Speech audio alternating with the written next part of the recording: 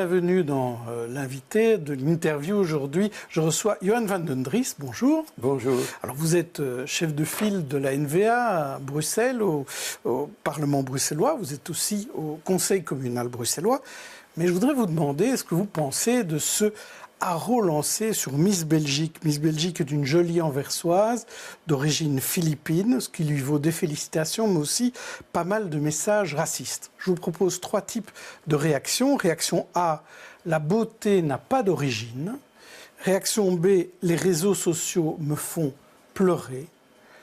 Réaction C, je n'aime pas le concours Miss Belgique. Alors, quelle est votre réaction parmi celles-ci? Eh bien, je crois que je pourrais dire votre deuxième communication. Au fond, je trouve ça tout à fait dégoûtant. Et j'espère pour chaque réaction négative qu'il y aura 10 réactions positives pour la soutenir et pour donner le bon message.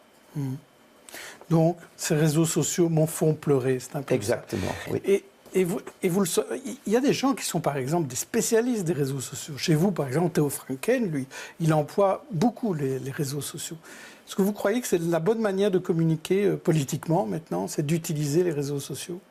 Ce que je constate, c'est que naturellement, les nouvelles générations utilisent plus les nouveaux médias et dans les nouveaux, je dirais, des nouveaux générations, il y a une autre façon de communiquer d'une façon un peu plus directe, mais ça ne veut pas dire qu'il n'y a pas de limite. Hein. Et avec ce qui s'est passé hier et aujourd'hui, au niveau de Miss Belgique, oui, ça a largement dépassé les limites. Alors, ça c'était un apéritif pour notre discussion. Mais la vraie discussion, la raison pour laquelle vous êtes là aujourd'hui, c'est que Charles Piquet vous a attaqué vertement, c'était la semaine dernière, sur ce même plateau. Pour lui, la région bruxelloise n'a jamais autant été menacée. On l'écoute.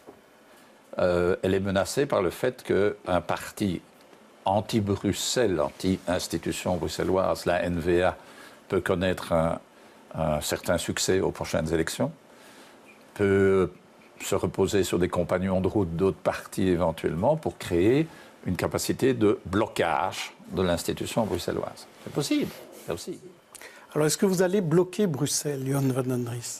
Pas du tout. Et ma réaction est très claire. Je trouve que la vraie opposition contre Bruxelles, ça vient du PS et de la culture PS.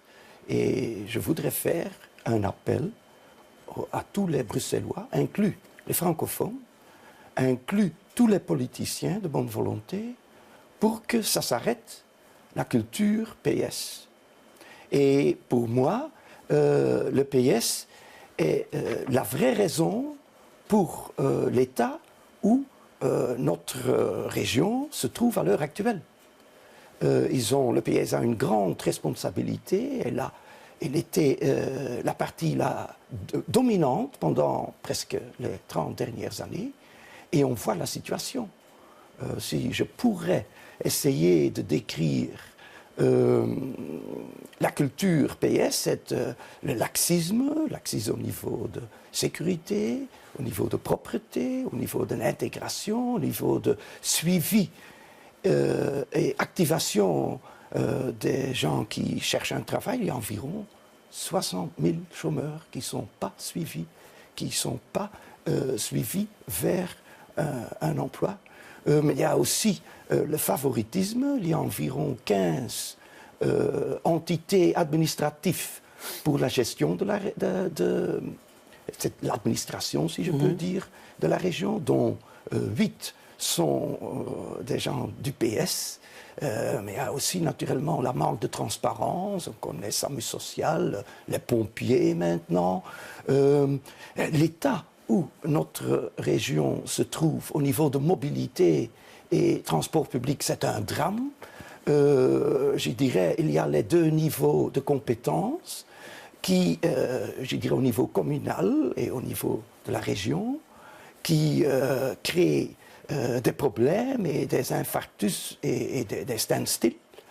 Il y a le manque de focus sur l'économie sur le rôle de Bruxelles au niveau belge, capitale, mais aussi au niveau international.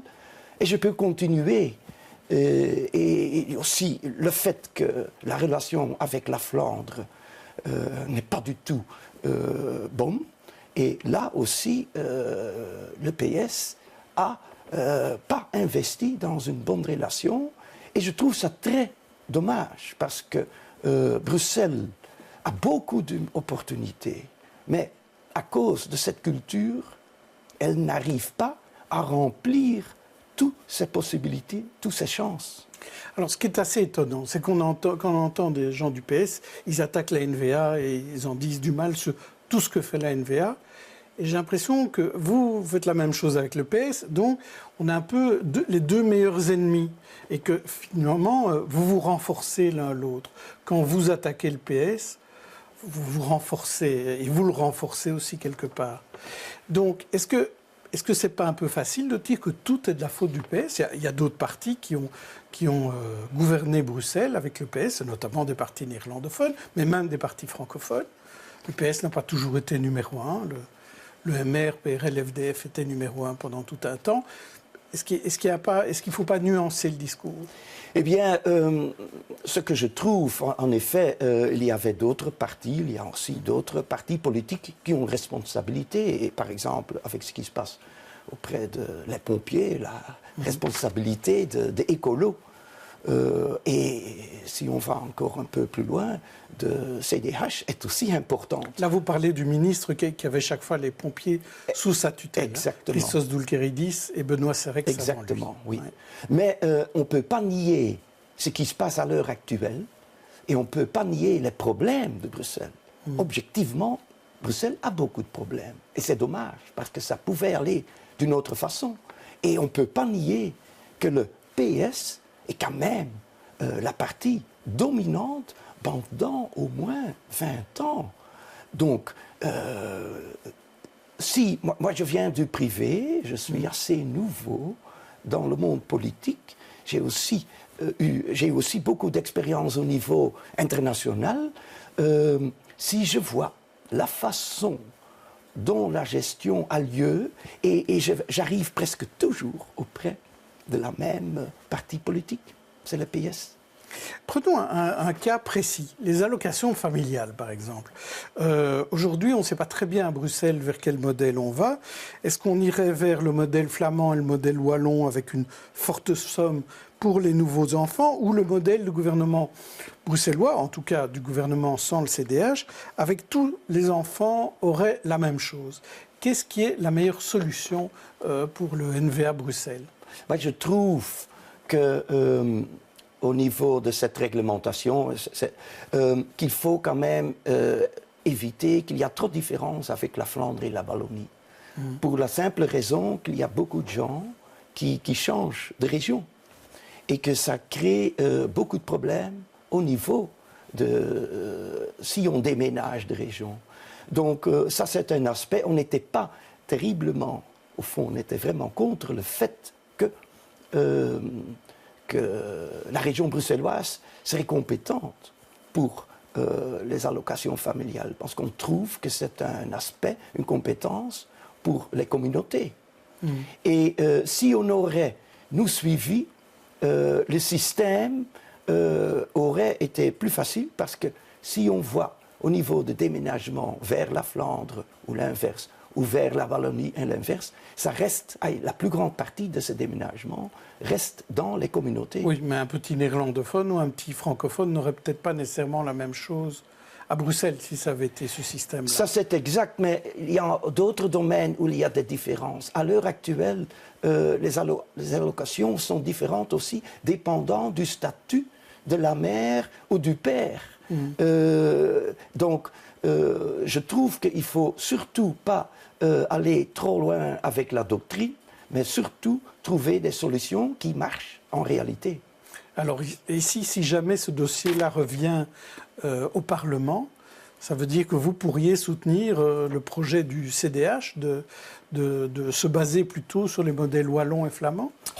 Moi, je crois qu'on n'aura pas de proposition dans le Parlement encore pendant cette législation, ça se voit clair qu'il y a des problèmes dans le gouvernement, de plus en plus, et que, oui, au fond, c'est très dommage parce qu'on a donc un gouvernement qui est au fond en pratique démissionnaire, dans le sens que les décisions difficiles ne sont plus prises, et c'est très dommage. Pourquoi? Parce que le gouvernement, notre région, est dans une situation où, comparée avec l'époque, elle n'a jamais eu tellement de compétences et tellement de budget pour gouverner. Et je dois, malheureusement, pour les Bruxellois et pour notre région, conclure que le résultat est très petit. Elle n'occupe à peine ses compétences. Et c'est dommage parce qu'on perd du temps. Il faut savoir que dans le monde entier, et surtout en Europe, il y a une grande concurrence entre les villes, les grandes villes. Il n'y a plus tellement de concurrence entre les pays, mais entre les villes. Et à un moment que, je dirais, beaucoup de grandes villes de l'Europe sont en train d'évoluer et avec une gestion dynamique et moderne, on voit le contraire ici à Bruxelles, ce qui est dommage. Ce qu'on voit aussi, c'est des majorités alternatives. Vendredi, vous avez voté avec une partie de la majorité, notamment le PS, dont vous dites beaucoup de mal. Vous avez voté avec eux quand même le nouveau système pour limiter le nombre d'échevins et permettre par contre le nombre de conseillers communaux, permettre une augmentation des conseillers communaux s'il le fallait. Est-ce que là, c'est pas un peu bizarre justement d'avoir ces majorités un peu différentes, alternatives? Oui, mais je trouve qu'on ne peut pas rapprocher l'opposition de supporter la majorité à un moment où ils donnent des bonnes propositions à voter. Le problème est surtout dans la majorité même, où apparemment on n'arrive pas à trouver un accord entre eux sur le projet. Et je trouve ça quand même très significant parce que ce n'était pas le problème le plus important. Comparé par exemple avec l'harmonisation ou les changements au niveau des allocations. Oui, bien sûr. Et si sur ce qui est en réalité quand même un détail, parce que la CDH n'a pas supporté le projet du gouvernement parce qu'il y aurait une augmentation de conseillers communaux, selon les calculs, entre 5 et 8. Vous trouvez aussi qu'il y a trop de conseillers communaux on trouve qu'à Bruxelles, il y a trop de mandats politiques. Oui. Il y en a plus que 1100. Mais ce projet n'est pas une solution pour répondre à un problème comme le nombre de 1100, ça va changer à peine quelque chose. C'est qu'un détail. Merci Johan van den Ries. Demain, je recevrai Vincent de Wolf. D'ici là, bonne journée, bonne soirée à tous.